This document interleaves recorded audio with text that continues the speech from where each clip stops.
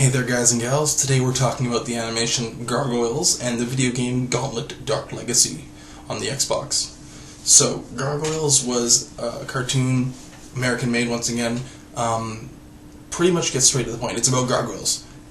Basically, in the past, they were protecting humans. Humans cursed them because, well, we're kind of jerks like that, I guess. We were afraid of them, we didn't know what they'd do, so we cursed them even though they were already protecting us.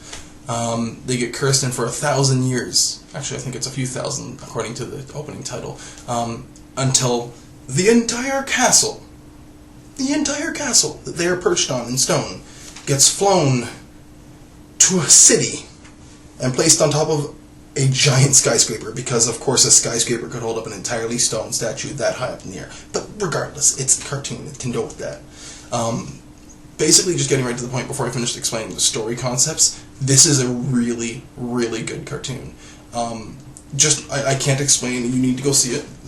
It's dark, and which, considering the company that owns it, that's different, but it's a very, very good one. It's not dark to the sense of, like, it's going to scare any child that watches it. I don't recommend that young kids watch it by any means, but to give you an idea, it ended when I was 7, and so I probably started watching it when 2 seasons were already out, and I loved it.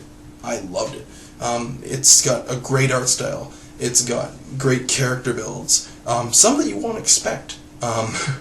It's definitely a neat show, and I mean, it's got its funny, it's got its serious, it's got its sad, it's got its happy. I mean, one of the characters, one of the gargoyles, names himself Brooklyn. So it's definitely a neat show. It's got great characters in it. It's got a good story progression. The first season is better than the later seasons. But definitely all around a good series. The action's good. The music is very fitting. It works. They did a good job comparing the animation and the story to the music. It all syncs together. Even the opening, like the intro, is very good. And if you want to go and watch that, I'd recommend doing so. If you get the chance to find it, do. I sadly only have 2 episodes on VHS, which most of you may not know, depending on how young my viewer audience will be. But still, it's definitely worth finding. If you can find a version of it, I don't know if it's available on iTunes, probably not, but if you can find it, buy it and watch it. If you can't, at least watch an episode online, get a feel for it. But definitely it's a neat one.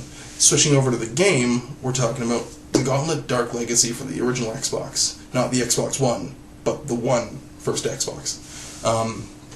So it's a third-person action game in the vein of Baldur's Gate, which, if you don't know Baldur's Gate, it's an old series, but it's third-person zoomed out to the point where it's almost top-down. So you're watching your character from looking down. The series started out as an arcade machine game, so I mean, you get an idea.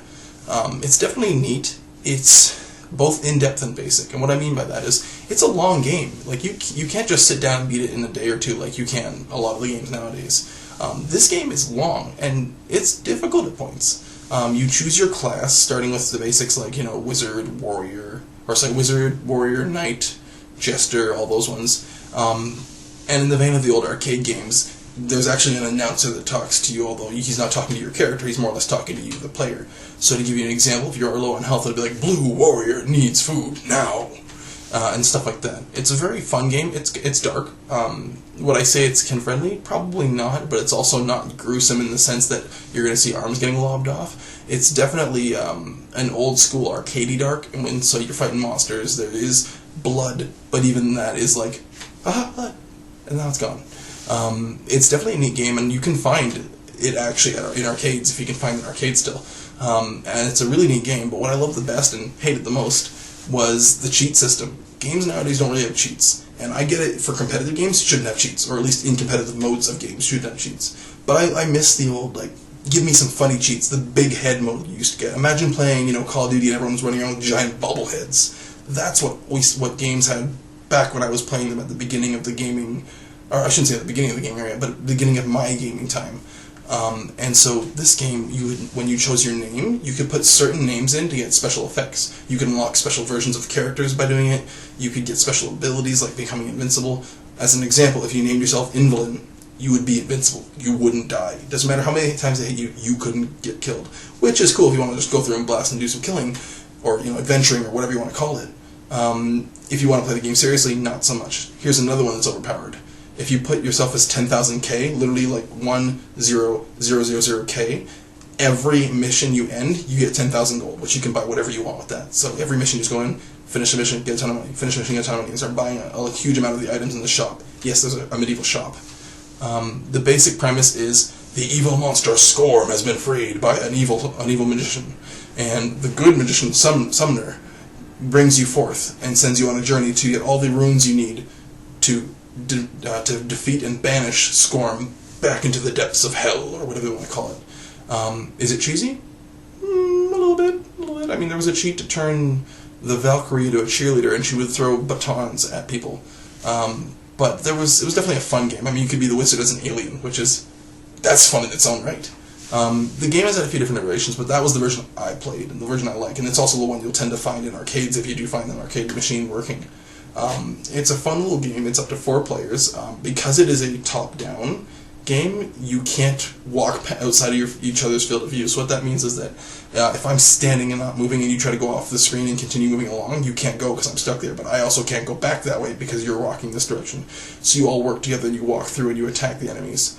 There are enemy spawners on the map that you attack, and if you break them, they won't spawn from that spot anymore. So you can clear an area out, or you can just keep waiting and hitting them if you want to get more kills and experience and stuff like that. It's definitely a fun game. Is it easy? Like I said, no, and it's a longer game. You won't just sit down with your friends and blast through this. Even with the cheats, it takes time to get through. But it's definitely a neat little game, especially if you find it in an arcade. Although I don't know if they'll turn off the cheats, because technically if you put Invalid on, you can't die, unless it circumvents that. You could sit at the arcade machine and get very, very far and rack up a very high score. But anyone who's played the game would know you cheated. But anyways, that's the end for this. Take care, have a great day.